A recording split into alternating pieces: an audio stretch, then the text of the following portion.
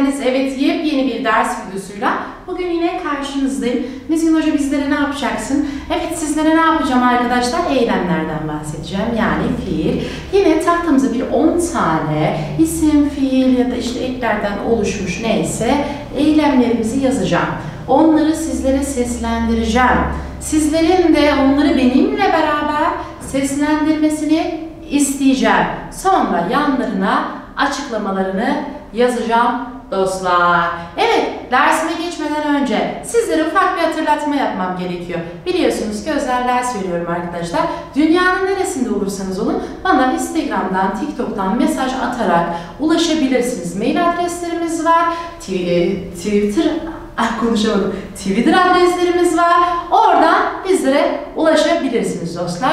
Evet, ne yapacaksınız? Buralardan da bize yine takip edeceksiniz, size zahmet. Bir de lütfen YouTube'dan kanalımıza abone olun ve like atın. Çünkü Kürtçe bilmeyen diğer dostlarımıza da bu videolar ulaşsın istiyoruz dostlar. Evet, Kürtçe kanalımız kocaman bir kanal olsun.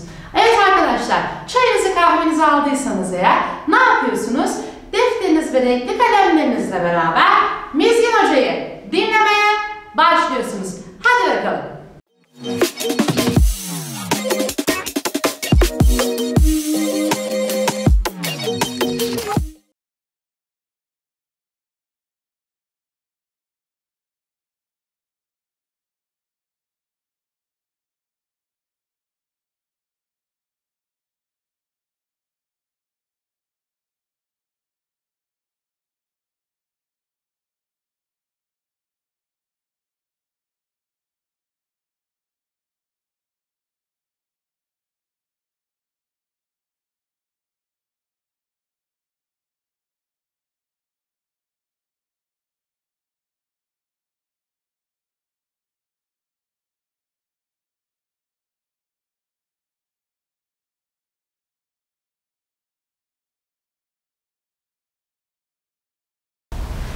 Evet arkadaşlar, sizler için ne yaptım? Tahtama 10 tane önemli fiilimden bahsettim, yazdım. Bakalım.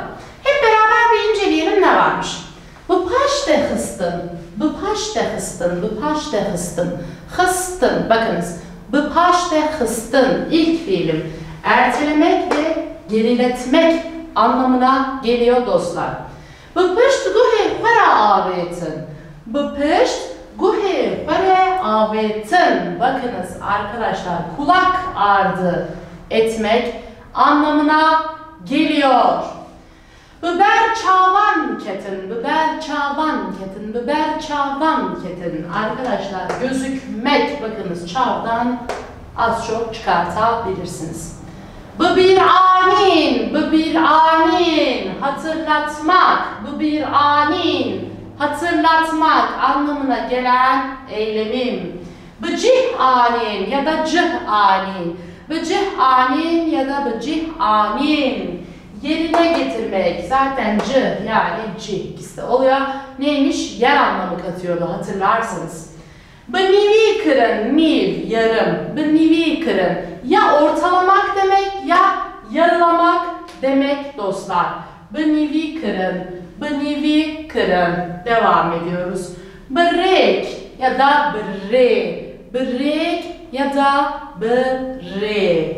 Hıstın, hıstın. Bakınız, yola koymak ya da organize etmek anlamına gelen fiilim. Bısar ve kırın, bısar ve kırın, bısar ve kırın. Evet, neymiş? Eklemek, ilave etmek anlamına geliyormuş. Devam ediyorum. Bısar dehatın, bısar dehatın, bısar dehatın. Evet, lütfen benimle beraber siz de tekrar edin. Üzerine gelmek ya da bastırmak. Bısar dehatın. Arkadaşlar burada üzerine gelmek. Evet, yine sizler için ne yaptım dostlar? 10 tane deyimleşmiş artık isim, fiilin bir araya geldi. Yeni fiillerin oluştuğu fiillerden bahsettik arkadaşlar. Ne olur siz de evde bunları benimle beraber, ben okurken siz nasıl okuyorsanız kapatın. Kendinizi bir dinleyin. Nasıl okuyorsunuz? Nasıl seslendiriyorsunuz? Benim yaptığım gibi yapmaya çalışın dostlar. Şimdi hiç durmadan sadece Kürtçelerini arka arkaya sırayla okuyacağım. Beni can kulağıyla dinleyin ki kulaklarınız alışsın dostlar. Hadi bakalım. Bu paşte hıstın, bu pışt guhi hara avetin, bu ber çavan ketin, bu bir anin, bu cih anin, bu cih bun. Bakınız. Bu nili kırın, bu re hıstın, bu serde kırın, bu serde hatın. Evet arkadaşlar, ne yaptım? Yine sizler için hiç Türkçe koymadan araya sadece hepsini Kürtçe bir şekilde okudum dostlar. Evet, tekrardan bir hatırlatma yapmak istiyorum. Instagram, TikTok, Twitter, her yerden, mailimden bana ulaşarak ne yapıyorsunuz?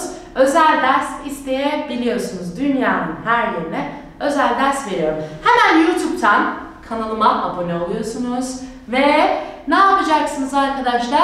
Yine bu bütün sosyal mecralardan, yani Instagram, Twitter, TikTok'tan beni takip edeceksiniz. Bütün duyurularımı oradan yapıyorum. Çünkü dostlar, evet, yorumlardan da bana yazıyorsunuz, beni unutmuyorsunuz ve like atıyorsunuz. Kendinize çok iyi bakın dostlar.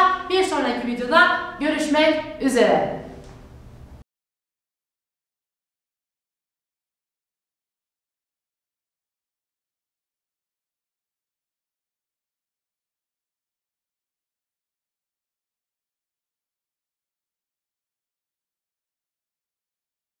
Müzik